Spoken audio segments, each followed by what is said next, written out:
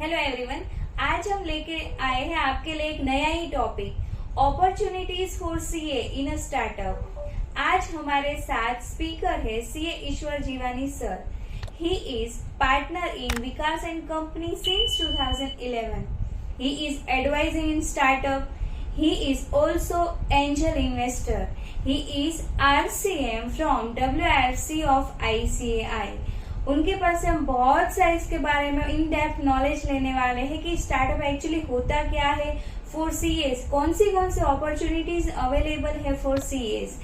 तो चलो चलते हैं और लेट्स गेट स्टार्टेड। नमस्ते मित्रों, आज हम डिस्कस करेंगे स्टार्टअप के बारे में। काफी सारे सीए जो है वो ट्रेडिशनल एरियाज में अभी प्रैक्टिस कर रहे हैं, काफी सारे एम्प्लॉयमेंट में है, पर वो कहीं ना कहीं स्ट्रगल कर रहे हैं कि क्या आगे प्रोफेशनल में कैसे ग्रोथ करें। एज एन एम्प्लॉय हम कहाँ रुके हुए, कहाँ से हमारा ग्रोथ आए, वो लोग सोचते रहते। तो आज थोड़ा सा हम उनका ग्रोथ कहाँ कैसे स्टार्टअप के एरिया में हो सकता है थोड़ा सा डिस्कस करेंगे। स्टार्टअप दोस्तों ये ऐसा वर्ड है, पहले भी था पर लोगों को मालूम नहीं था। ये लास्ट 10 साल से थोड़ा ज्यादा एग्रेसिवली मार्केट में आया तो सबको पता चला कि स्टार्टअप नाम की कोई चीज है। पहले एंटरप्रेन्योरशिप थी, अभी भी है और आगे भी रहेगी। स्टार्टअप ऐसा जर्नी है कि आपको एक्सेलरेशन मिलता है। फॉर एग्जांपल आपका अभी बिजनेस का ग्रोथ 8% 10% ऐसा है, पर स्टार्टअप में लोग एक्सपेक्ट करते हैं आपका ग्रोथ 10x 100x ऐसा हो। तो एंटरप्रेन्योरशिप ही है, पर उसमें काफी सारा और भी चीजें उनको ऐड की गई है, जिससे स्टार्टअप अभी चारों ओर वही बजिंग चल रहा है। तो first of all there are two things. First is कि there are problems and other is solutions. Startup ये दो चीजों पे ही काम करता है। पहला है प्रॉब्लम, दूसरा है सॉल्यूशन। हम बीइंग अ सीए काफी सारी चीजें रोज देखते हैं, पर हमारे वो एंगल हमने देखा नहीं है, तो खाली माइंडसेट चेंज करना है। फॉर एग्जांपल मेरा एक दोस्त है जो पहले टीडीएस में काम करता था काफी सारे बैंकों का, तो उसको बाद में पता चला कि ये जो हम टीडीएस का काम करते हैं वो काफी टीडीएस जॉब है। तो वो रिपीटेटिव जॉब आती थी तो वो कंफ्यूज हो जाता था कि भाई ये काम मैं खुद करूं, खुद नहीं करूं तो नीचे डेलीगेट करूं, डेलीगेट करूं तो डेलीगेट करने के बाद एम्प्लॉय का चेक करने में उसका इतना टाइम चला जाता था, एक्यूरेसी नहीं आती। तो ये प्रॉब्लम उसने देखा, तो वो उसने एक अलग एंगल से देखा। तो उसने क्या किया कि एक सॉफ्टवेयर बनाने का उसने थॉट आया उसके दिमाग में। तो उसने एक सॉफ्टवेयर बनाया जिससे कि आपको इनपुट डालना है डेटा, पूरा टीडीएस का जो वर्किंग है वो उसमें हो जाएगा और फिर वो प्रोसेस होके आपको सीधा आउटपुट देगा। जो आपको टीडीएस का रिटर्न फाइल करने के लिए जो डेटा चाहिए वो उसमें आ जाएगा। तो उसने इस बिजनेस से इतना सारा ग्रोथ किया कि उसका टर्नओवर 50 करोड़ के अराउंड पहुंच गया। तो बीइंग अ ट्रेडिशनल प्रैक्टिशनर हम क्या प्रॉब्लम ही देखते हैं, पर उसका सॉल्यूशन हम बियॉन्ड पॉइंट देखते नहीं है। तो ये खाली एक माइंडसेट का गेम है। दूसरा मैं एक एग्जांपल दूंगा कि अकाउंट्स ऑटोमेशन है। तो अकाउंट्स ऑटोमेशन जो है, हम काफी सारी अभी एम्प्लॉय का हमको टेंशन रहता है कि आज उसको ट्रेन किया, फिर चला गया, फिर दूसरा आया, फिर तीसरा आया। तो एम्प्लॉय टर्नओवर रेशियो बहुत है। तो उसका एक जन के दिमाग में आया कि हम क्यों ना इसको ऑटोमेट करें। जैसे हमने उसमें बैंक स्टेटमेंट डाला तो उसका एंट्री होके आ जाए, तो उसका परचेज डाला तो एंट्री होके आ जाए, सेल्स डाला तो सेल्स का एंट्री होके आ जाए। तो ऐसा अभी हम ये पॉइंट ऑफ व्यू से देखें तो इसमें भी हम काफी सारा ऑटोमेशन के ऊपर स्टार्टअप का काम हम कर सकते हैं।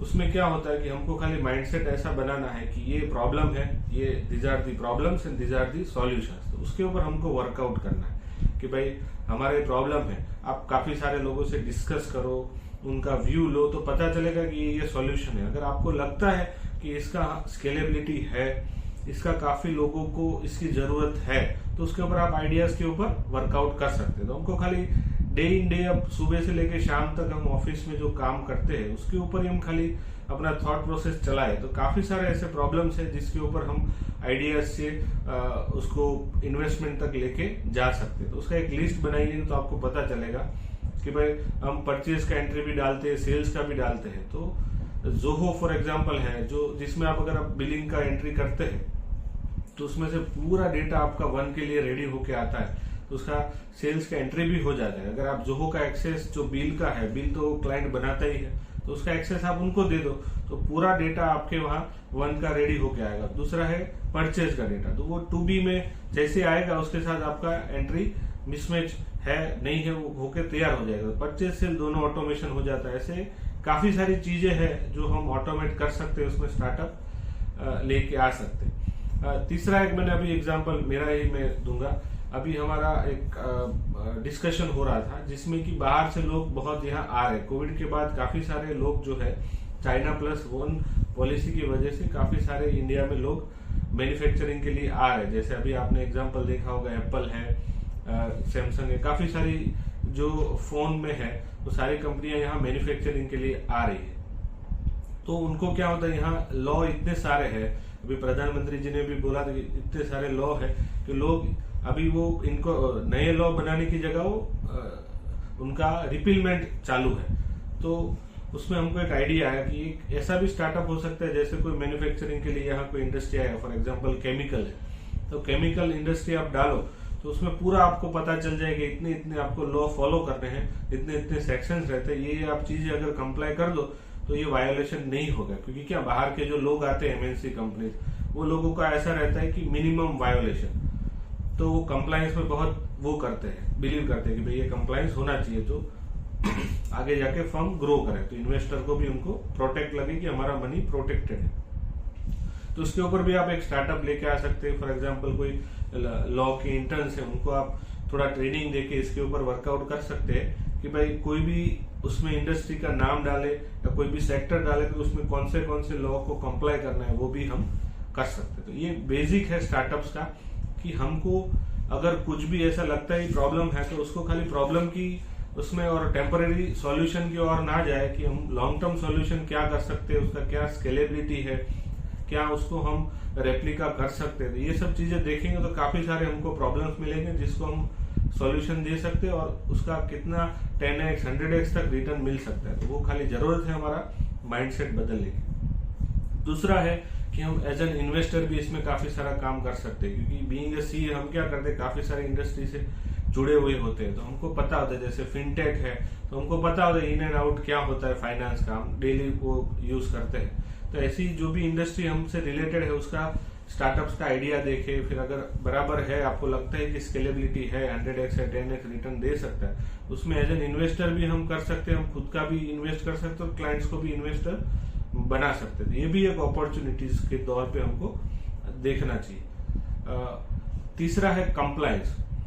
कंप्लायंस इतनी सारी चीजों का उनको स्टार्टअप्स को करना होता है। फॉर एग्जांपल टर्म शीट है, फिर उनका जो एग्रीमेंट्स रहता है, ईसोप्स रहता है। ईसोप में काफी सारा स्कोप है, मैं समझता हूँ ईसोप में इतना सारा उनको रिक्वायरमेंट होता है, पर हम क्या डेली प्रैक्टिस में वो नहीं आता तो हम नहीं सीखते।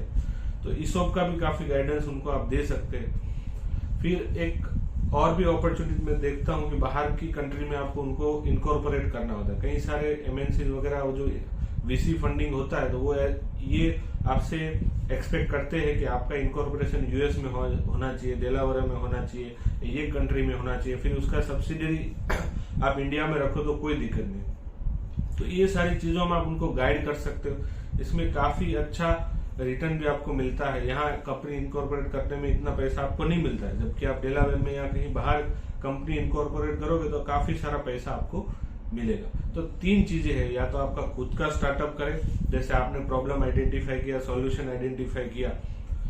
कई बार हम क्या सोचते हैं कि भाई हमसे ज्यादातर ये प्रॉब्लम है तो IT का क्या होगा, इसका क्या होगा। तो उसमें क्या होता है काफी सारा को फाउंडर भी रहते हैं, जिसका सपोज आपको मार्केटिंग का आइडिया नहीं तो किसी और को मार्केटिंग के लिए को फाउंडर बना दीजिए। IT का आपको नॉलेज नहीं, IT वाले को दे दीजिए, तो को फाउंडर रहती है।